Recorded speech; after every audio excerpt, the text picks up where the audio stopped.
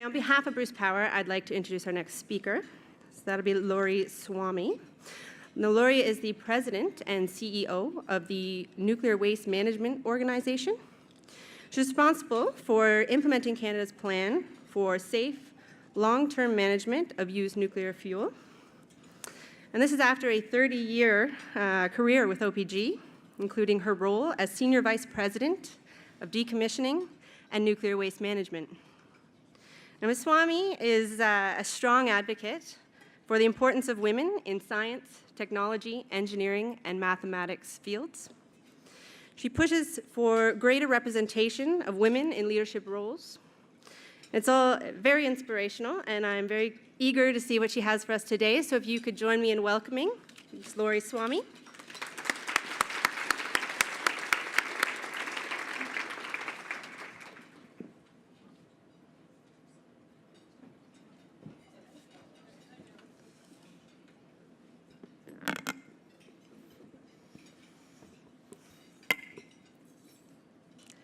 So thank you so much for inviting me to speak to you today.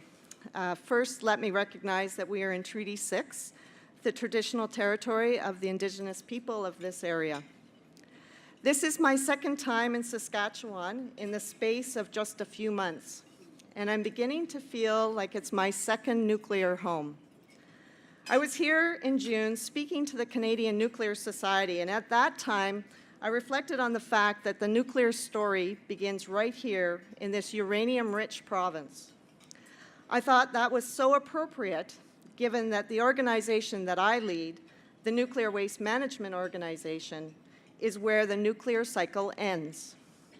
I'll tell you more about that later, and about the innovative work we're doing in this industry and for all Canadians.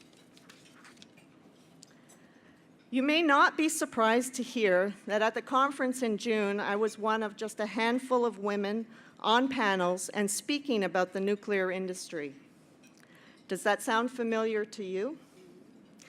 I'm sure it does. I don't think I need to tell you that our gender is sorely underrepresented in this industry. So this is a huge treat for me to be here today among so many women working in the nuclear field, in STEM-related careers. Dare I say, so many STEMinists. We are a rare breed. Let me show you just how much. Here is a picture of Marie Curie at the 1927 Solvay Conference on Electrons and Protons. She's the original STEMinist. Marie Curie, as Michael described earlier today, is the original nuclear woman. And thankfully, she was recognized for her accomplishments with not one, but 2 nuclear Nobel Prizes. Now, here I am, more than 60 years later in 1989. Check it out. I'm one of 4 women in this photo. Do you see me?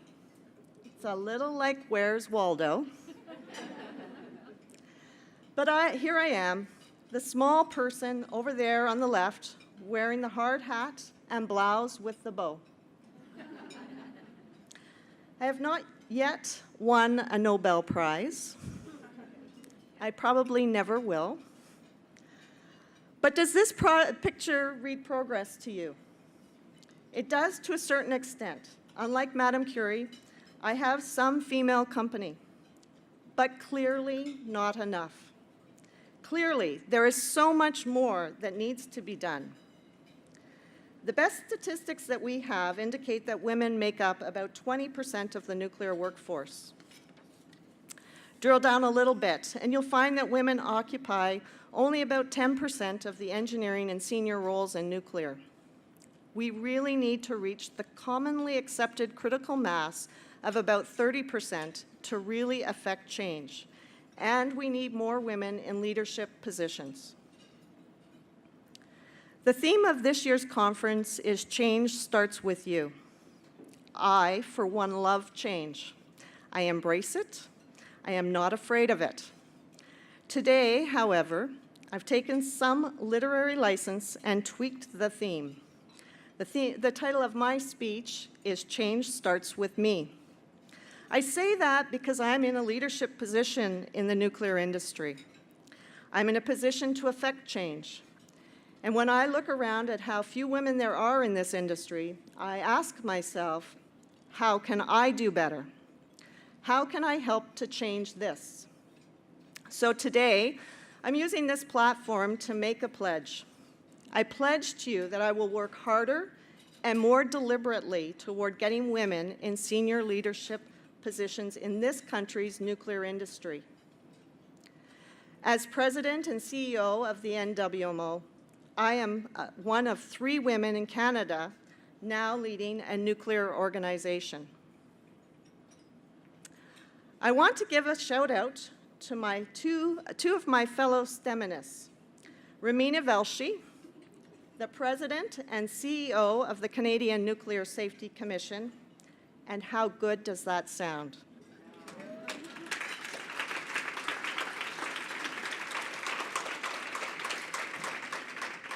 And of course, our leader, Heather Klebb, who is president of WIN Canada.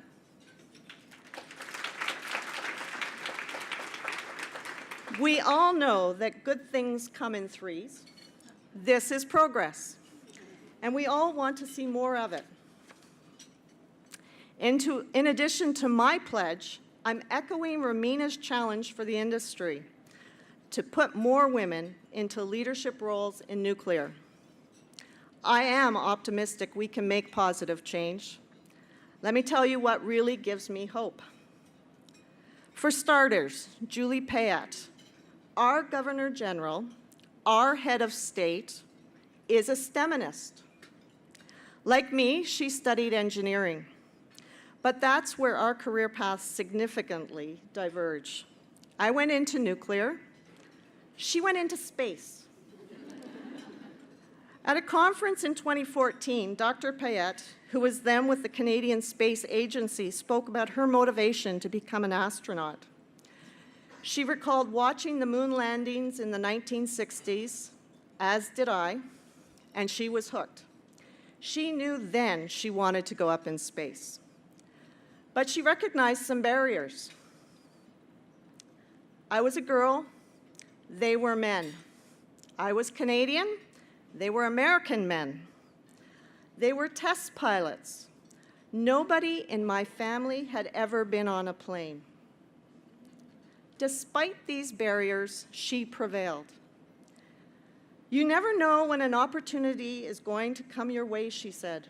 But if you don't apply and put your name down for something you believe in, you have a 100% chance of not getting it and reaching your goal. This is so true. While Dr. Payette was watching moon landings and dreaming big, I was walking the floors of the vast Pickering Nuclear Generating Station as a young engineer. And not that many years earlier, I would not have been doing this. My access and that of other women in the plant would have been limited. Back then, there were concerns about women's reproductive health if exposed to radiation. My ovaries, our collective ovaries, were apparently under threat. We had to be protected. We had to be careful where we walked. This is a true story. Thankfully, all that nonsense has been figured out, but other nonsense remained. As one of the few women at Pickering, I stood out. I was whistled at. I was bombarded with Sunshine Girls calendars posted around the plant. I was excluded from some events because I was a woman. And as I climbed the ranks, my direction was at times ignored by male colleagues who couldn't take guidance from a female leader. Not fun. Still, I liked my job. I liked my work. I loved being in nuclear. And I still do.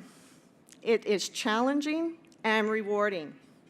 I learned to deal with the not-so-fun aspects of the job, and this is how I did it. Here I am as a poster woman for nuclear. You can't see it, but I developed a little bit of a thick skin. I didn't change who I was, but I compromised in some situations, recognizing that the world is not perfect. I worked at developing bonds with my male coworkers, lunches, breakfasts, and I even joined a sports team. I also gave myself permission to swear just a little bit, and I won't do that today. I volunteered for tough assignments. I put my hand up. I put my name down for something. And I played to my strengths. And I made sure I wasn't playing backup. If it was my file, my assignment, or my speech, I was the lead. Oh, and just by the way, I had to work really hard too. Hopefully, my experiences and the way that I handled them have in part paved the way for a more equal workplace for women coming behind me. No woman should be subjected to harassment in the workplace. Let me tell you what else gives me hope. Here I am in Huron-Kinloss, a community in southwestern Ontario, which is one of the 5 potential sites being considered for the Deep Geological Repository, or DGR, which will safely store Canada's used nuclear fuel. These little girls are in kindergarten, and they are working with tiny robots as part of an initiative supported by the NWMO. We believe in giving back to the communities in which we are working. And we are not being entirely altruistic in this endeavor. These little girls are so engaged in what they are doing. They are learning skills applicable to the future technical side of what we're doing at the NWMO. New engineers. When I saw these junior STEMinists coding their tiny robots, I was thrilled. This, to me, is the future of STEM and of nuclear. But there's more. Here are 3 sisters, high school students in Wabigoon Lake, Ojibwe Nation, which is a community in northern Ontario and another under consideration. This is the model of the DGR that they created. It is incredibly detailed, and I was blown away by the amount of work put into the model and their understanding of the site and the DGR. Meeting them and having them explain the intricacies of groundwater movement in the rock and even the road network to take to the site was so rewarding. These teenage STEMinists and the kindergarten students are all part of the new nuclear story in Canada and the story of the NWMO that is evolving every day. That inspires me. That makes me optimistic. What also gives me optimism is the fantastic work being done by the scientists and experts at the NWMO. As you know, it is our job to ensure the safe, long-term management of used nuclear fuel. And our plan is robust and technically sound. And this October, we'll be celebrating our 16th anniversary. Safe storage of used fuel is important for the environment, for Canadians, and for the industry. I'm optimistic that nuclear will play a huge role in climate change as the energy it produces is clean and reliable. In addition, expanding the nuclear footprint through refurbishment of existing reactors or small modular reactors, SMRs, will only grow in support as a result of the concerns over climate change. That's why we need to get our part right. So far, so good. We are on track to identify a single site for the DGR by 2023. We have narrowed down the process to 5 potential sites, 2 in southwestern Ontario and 3 in northern Ontario. Last year, we began drilling a borehole near Ignace, which is located in the traditional territory of Wabigoon Lake, Ojibwe Nation, and where the 3 sisters I talked about earlier live. It was the first time in the NWMO's history we had boots on the ground at a potential repository site, and we're able to get a sample of rock from 1,000 meters below the surface. This year, we are in the final stages of finalizing our new and innovative design for the canister that will house the used fuel. This is a model of the Made in Canada innovation, which has been optimized for CANDU fuel. It is an integral part of the system of multiple barriers that will keep the used fuel contained and isolated. NWMO experts chose off-the-shelf components. They applied a leading-edge copper coating technique to the canisters to prevent corrosion. In addition to the canisters, we're also determining the process for the mode of transportation from the sites, the nuclear plants, to our deep geologic repository. Will it be rail or truck to transfer all of that used fuel? Should the fuel be packaged at each of the nuclear plants, or should it be taken to our DGR and repackaged into the canisters there? This is part of what we're assessing now. At the NWMO, we work in collaboration with all communities involved in the siting process. We are especially proud of our work with Indigenous people. Recently, we took an important step by establishing a reconciliation statement and finalizing it through Indigenous ceremony. It was an emotional and important day, and I was so excited to have been part of this day and this incredible ceremony. More than that, I am delighted that the NWMO is one of the leaders in the area of reconciliation. As an organization, we are saying that we recognize the historical wrongs in Canada's past and the need to co-create a better future by addressing the challenges of today. As an organization, we are signaling that this, too, is a part of our process in identifying a preferred site. We are scientists and engineers and innovators, but we're also educators, community leaders, and stewards of the environment. Just as a municipality and its people will make an informed decision about the site, so too will the First Nation and Métis communities. And just as women have struggled to find their place in the nuclear industry, so too have Indigenous people. We want to change this. We are working to integrate Indigenous people in all that we do. We're not perfect. All of this is a work in progress. Earlier, I spoke about the theme of my speech, change starts with me. Let me first say that WIN has done a terrific job building positivity around nuclear. There was a time when nuclear was a dirty word, but not anymore. Heather, who's running a volunteer organization, is doing all of the right things, such as getting WIN in front of government. WIN has been at the House of Commons committee spreading the nuclear word. Heather has taken the organization to a place where it now has stable funding. She has created a space for vibrant women who want to participate and drive the industry. Watching what Heather has done with WIN has inspired me to look more closely at my own organization and think about what more I can do.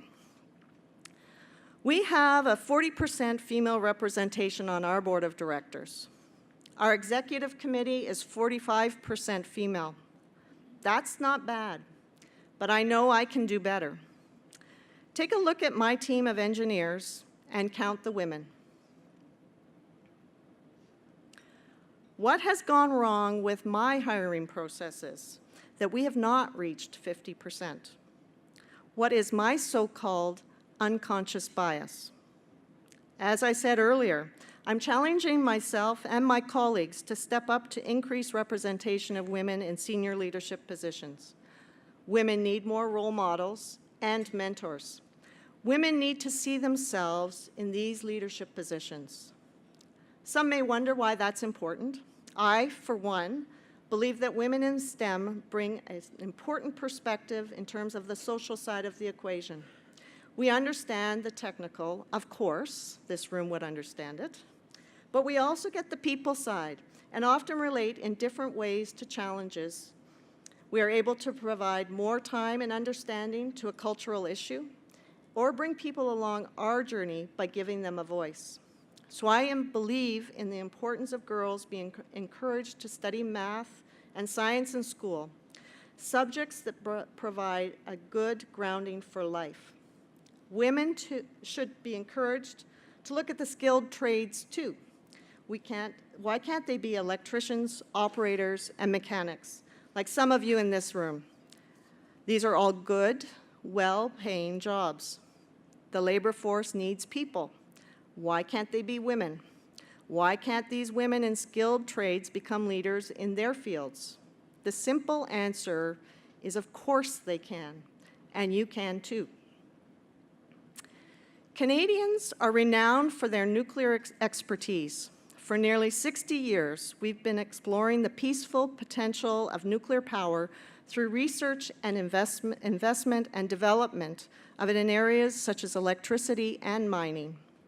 The NWMO is very much a part of that peaceful exploration. Recently, I came across this story about women in nuclear, which I believe bolsters my case for the necessity of more women in leadership positions. The headline caught my eye: Canada needs more women of mass destruction. The subhead was, security is too important to be left just to men. In my words, if you want it done right, you bring in a woman. It went on to say that empowering women in the industry leads to better outcomes, and I believe it does.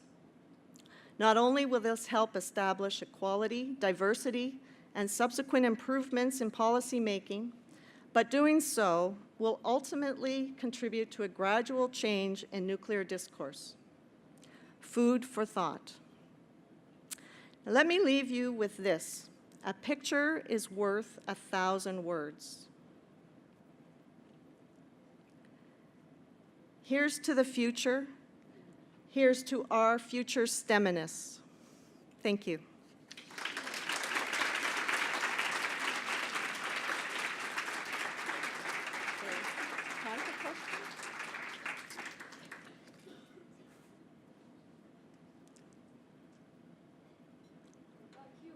Okay. So I think there's time for some questions if anyone would like to ask anything. Plant something? Okay, wonderful.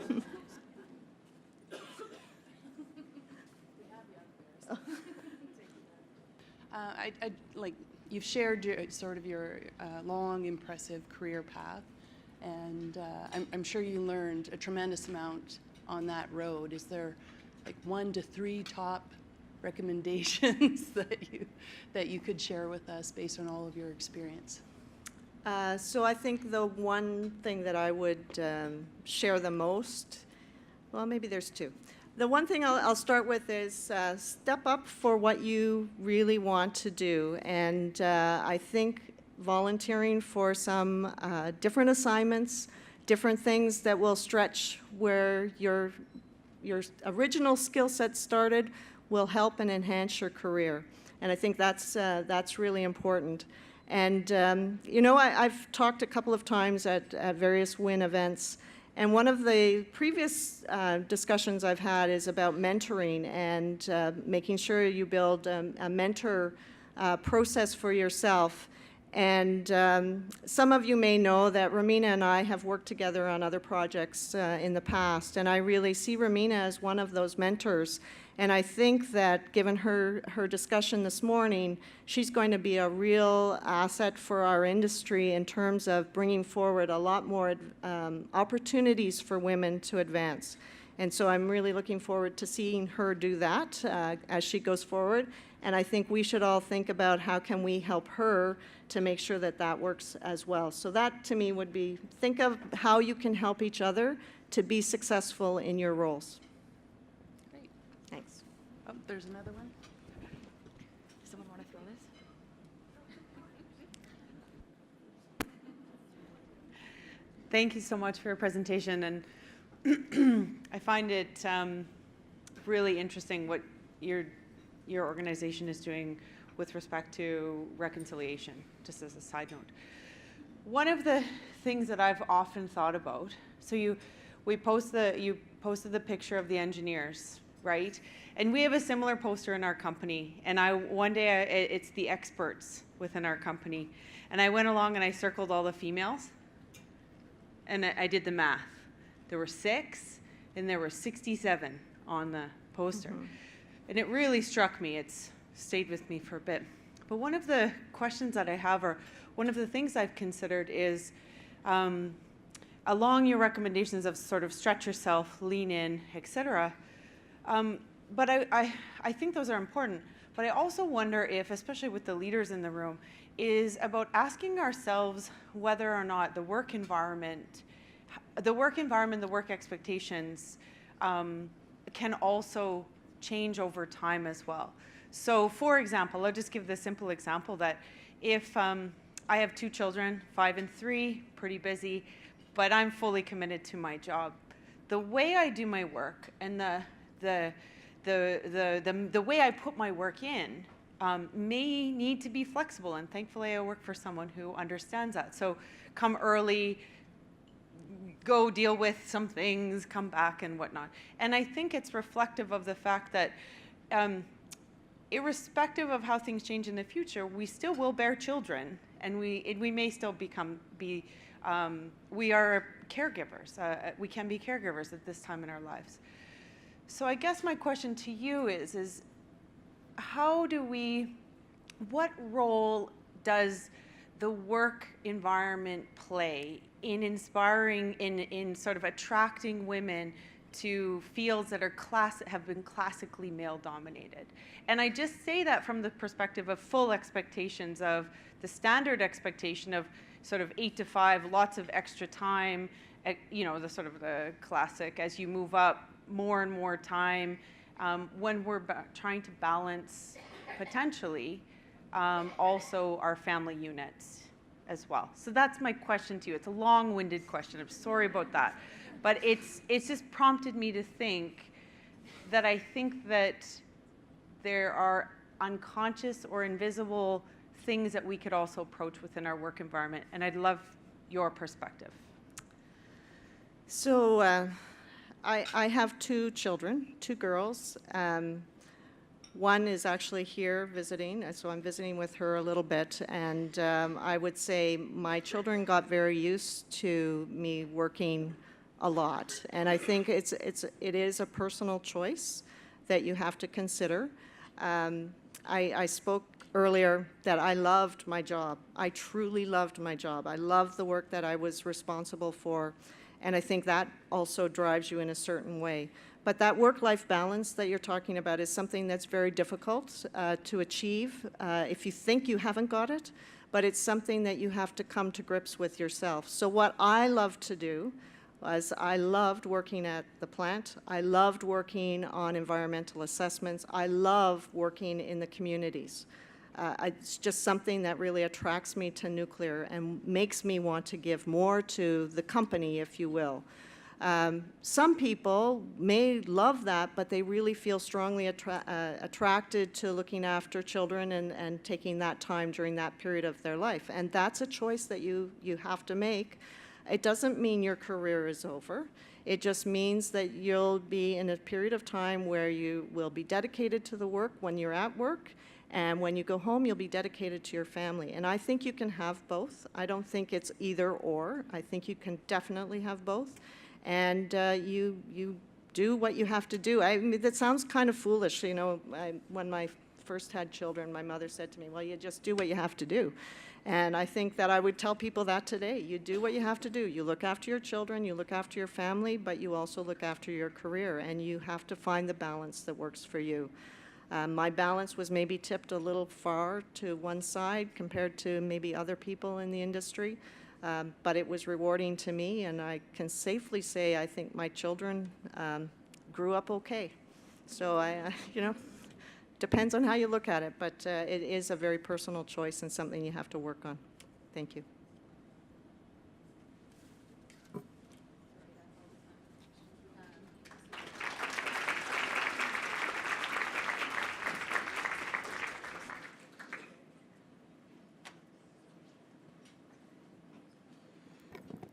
Thank you very much, Laurie. I think we've all been on that teeter-totter of what takes priority day to day, and as someone without any of those little things running around, that's why. Yeah, it amazes me what everyone in this room can accomplish and the balance that everyone can find that works for them. And it's inspiring. You pointed out a few of our organizational leaders, but the encouragement to everyone in this room to take that leadership message forward in whatever capacity it is just inspiring. And gosh, there's lots of good messages being shared today, isn't there, for us all to take forward? Yeah. So thank you so much, Laurie.